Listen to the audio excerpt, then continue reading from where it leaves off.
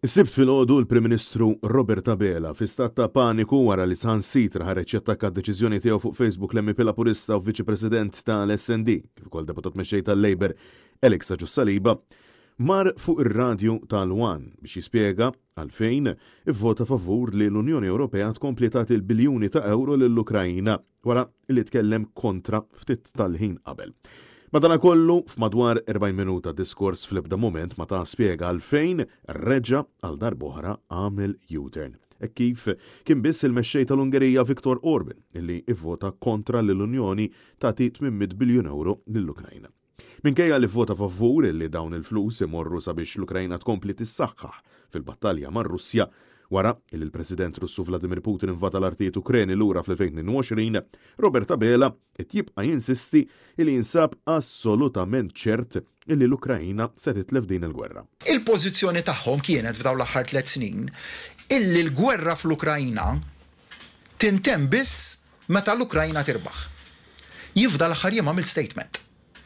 Mhux kulħadd jaqbel miegħu, però huwa statement li hemm intom minn dejjem u x'se jiġri fil-jiem li ġejjin u fix-xhur li ġejjin. L-Ukrajna dil-gwerra mhijiex se tirbaħha. Issa tgħid li ma jfisser l ċedi kollox meta kienet vittma ta' aggressjoni inġusta li aħna nirrikonoxxu li kienet aggressjoni inġusta, da żgur li le. Però hemmhekk fejn tidħol l-arti tad-diplomazija u tal-kompromess. Il-Prim Ministru żbilanċja ruħu aktar minn darba tant illi insista li jekk hawn min qed jgħid li l-Ukrajna tista' qatt tirbaħ ma jafx x'inhu jgħid.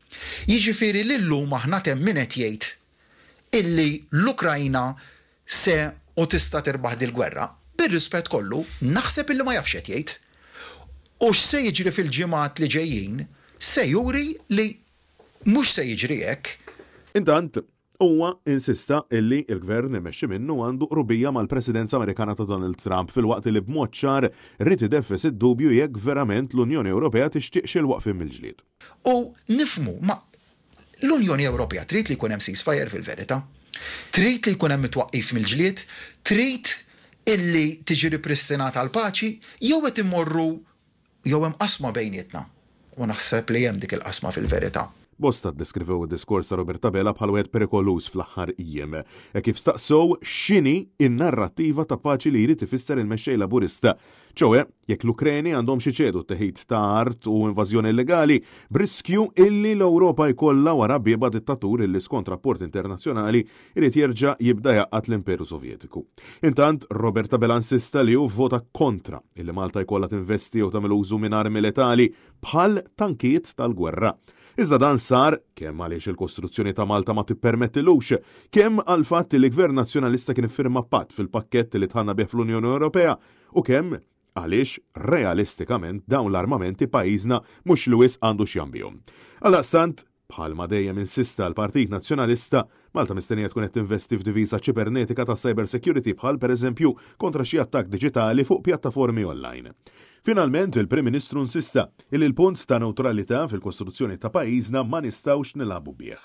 Punt kardinali li fil-verità kulħadd jaqbel miegħu. Għajr l-istess Abela ftit tal-ġimgħatilu illi juri l-iżbilanċ il-U-turns kostanti ta' mexxej ta' pajjiż illi fil-verità ma taf qatt fejn inti miegħu.